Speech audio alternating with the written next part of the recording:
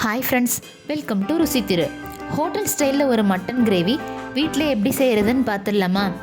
இந்த ரெசிபிக்கு நான் 3/4 கிலோ மட்டன் தாங்க எடுத்திருக்கேன்.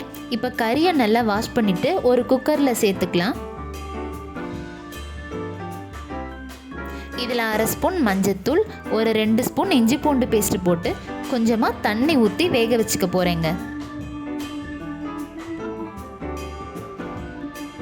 இது ஒரு 4 விசில் வரட்டும். இப்போ நம்ம கிரேவிக்கு ரெடி பண்ணிடலாம். ஒரு பேனில் கொஞ்சமாக எண்ணெய் ஊற்றி பெரிய வெங்காயத்தை நீல வாக்கில் நறுக்கி இதில் சேர்த்துக்கிறேன். இந்த டிஷ் இன்றைக்கி நான் செமி கிரேவியை தாங்க செய்ய போகிறேன். 3/4 கிலோ கறிக்கு ஒரு 5 பெரிய வெங்காயம் தான் எடுத்திருக்கேன். இப்போ பாருங்கள், வெங்காயம் பாதி அளவுக்கு வதங்கி வந்திருக்கு. இந்த ஸ்டேஜில் ஒரு மீடியம் சைஸ் தக்காளியும் நீல வாக்கில் நறுக்கி சேர்த்துக்கலாம். இப்போ வெங்காயமும் தக்காளியும் நல்லா வதங்கிருச்சுங்க. இதை ஆறுனதுக்கப்புறமா ஒரு மிக்சி ஜாரில் மாற்றி அரைச்சி எடுத்துக்கிறேன்.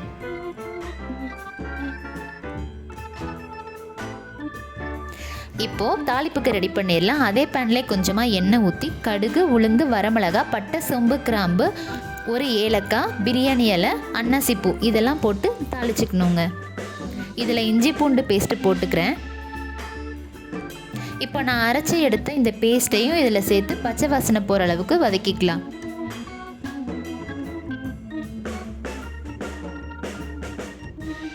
இதில் மசாலா சேர்த்துக்கலாங்க. ஒரு 2 ஸ்பூன் மல்லித்தூள், 1/2 ஸ்பூன் மிளகாத்தூள், ஒரு 2 ஸ்பூன் மட்டன் மசாலா. இந்த ரெசிபிக்கு தேவையான அளவுக்கு 1 ஸ்பூன் உப்பு போட்டுக்கிறேன். இப்போ இதெல்லாம் சேர்த்து பச்சை வாசனை போகிற அளவுக்கு வதக்கிக்கணுங்க. இப்போ பாருங்கள், எண்ணெய் மேலே நல்லா பிரிஞ்சு வந்துருச்சு. நமக்கு கிரேவியும் ரெடி ஆயிடுச்சிங்க. இதில் நம்ம வேக வச்சு எடுத்துருக்கிற மட்டனை இதில் சேர்த்துக்கிறேன். மட்டன் பாதி அளவுக்கு தாங்க வேக வச்சுருக்கேன். இந்த கிரேவியோடு சேர்ந்து வெந்து வரும்போது நமக்கு சுவையாக இருக்கும். இப்போ ஒரு மூடி போட்டு வேக வச்சுக்கலாம்.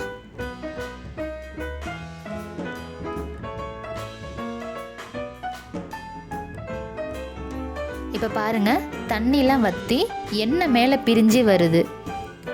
இந்த ஸ்டேஜில் நம்ம கைவிடாமல் கிண்டிகிட்டே இருக்கணுங்க. இது இன்னும் கொஞ்சம் வற்றி வரணும். இப்போ பாருங்கள், இதுதான் சரியான பதம். இப்போ நம்ம அடுப்பை ஆஃப் பண்ணிவிட்டு மேலே கொத்தமல்லி தூவி இறக்கிடலாம். இப்போ பாருங்கள், நான் அடுப்பை ஆஃப் பண்ணதுக்கப்புறமும் இது எப்படி கொதிச்சிட்டு இருக்குன்னு ரொம்ப சுவையாக இருக்குங்க. ஸ்மெல்லே வேறு லெவலில் இருக்குது. இதை நீங்களும் வீட்டில் ட்ரை பண்ணி பாருங்கள். இந்த ரெசிபி உங்களுக்கு பிடிச்சிருந்தா லைக் பண்ணுங்கள், ஷேர் பண்ணுங்கள், சப்ஸ்கிரைப் பண்ணுங்கள். நான் நெக்ஸ்ட் வீடியோவில் சந்திக்கிறேன் ஃப்ரெண்ட்ஸ்.